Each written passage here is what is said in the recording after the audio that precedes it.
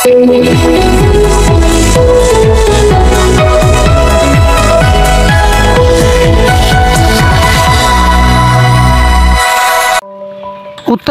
অন্যতম বন্যা কবলিত এলাকা কুড়িগ্রাম। কুড়িগ্রামের সবকয়টি উপজেলাতেই বন্যায় ছেয়ে গেছে, ভেসে গেছে অজস্র ঘরবাড়ি। বাদ পড়েনি খেলার মাঠ এবং ফসলি জমি, বিস্তীর্ণ আবাদি জমি সহ বিদ্যালয় সহ গুরুত্বপূর্ণ স্থাপনাও।